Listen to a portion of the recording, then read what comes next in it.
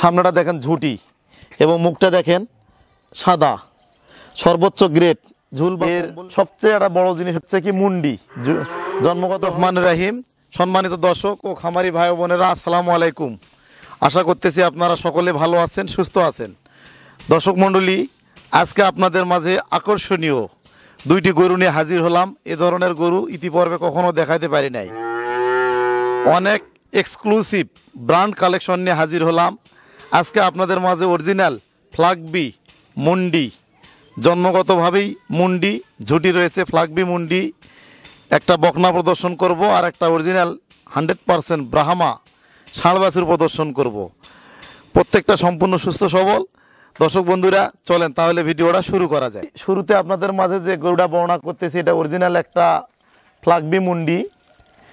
দেখেন এর মাথাটা আপনারা দেখতে পাচ্ছেন, সামনেটা দেখেন ঝুটি এবং মুখটা দেখেন সাদা, সর্বোচ্চ গ্রেড, ঝুল বা কম্বল নাই।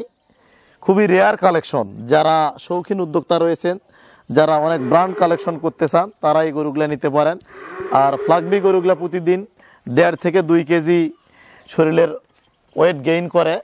তো এটা যেহেতু বকনা বাছুর, ফ্লাগবি একটা মুন্ডি, জন্মগতভাবেই গলাটা দেখেন অনেক লম্বা, কানটা দেখেন খাড়া এবং ছোট, এবং এখান থেকে দেখেন এর শেপটা, গর্দানটা দেখেন কত মোটা, গজ বা ঘাড় নেয়। সর্বোচ্চ গ্রেডের একটা বকনা, ফ্লাগবি বকনা। দেখেন এর লম্বাটা দেখেন, এর বয়সটা হবে 5 মাস। 5 মাসে দেখেন এর হাইটটা, আমি দাঁড়িয়ে আছি মোটামুটি কোমরের অনেক উপরে। সর্বোচ্চ গ্রেডের একটা ফ্লাগবি বকনা। চামড়াটা দেখেন পাতলা। তো দর্শক মণ্ডলী, এই বকনাটার মাজাটা দেখেন, শেপটা দেখেন সর্বোচ্চ চওড়া এবং এল প্যাটার্নের বাচ্চা। লেজটাও দেখেন অনেক ছোট হাঁটুর উপরে, এবং এর বাট কোয়ালিটি একটু দেখান। দেখেন এর বাট কত সুন্দর, 4টা বাট 4 জায়গায়। সর্বোচ্চ কোয়ালিটির একটা ফ্লাগবি বকনা। দর্শক দেখেন এর মাথাটা কত ছোট, বেলের মতো গোল, এবং এর মাথার যে সৌন্দর্য, যে চাহনি, সর্বোচ্চ গ্রেডের একটা বকনা। এটার বয়স 5 মাস, সম্পূর্ণ সুস্থ সবল। এটা আমরা আমাদের খামারে লালন পালন করতেছি।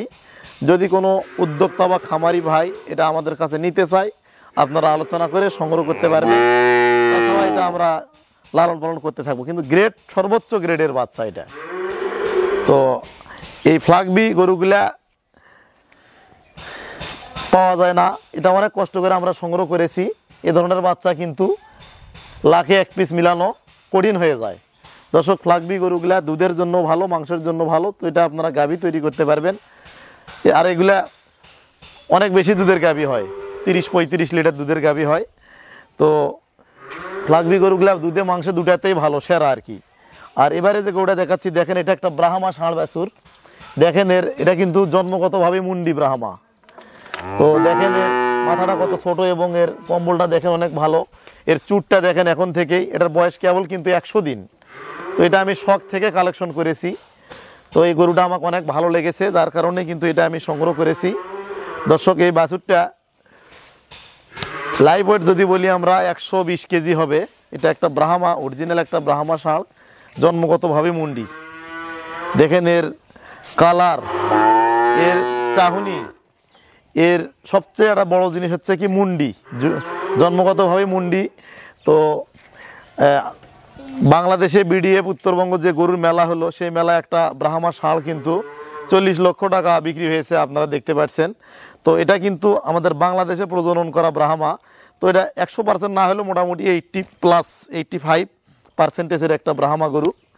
তো এটা 50 লাখ 40 লাখ না হলেও মোটামুটি 15-20 লাখ টাকার গাভী হবে, একটা ষাঁড় হবে, এতে কোনো সন্দেহ নাই।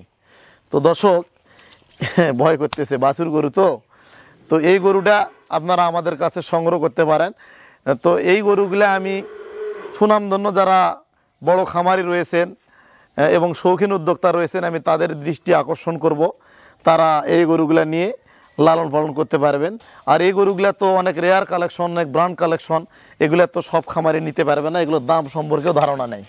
তো দর্শক মণ্ডলী, তো আমি সাহস করে, আমরা যেহেতু ক্ষুদ্র খামারি, ছোট্ট খামারি, অনেক সাহস করে গরুগুলা সংগ্রহ করেছি।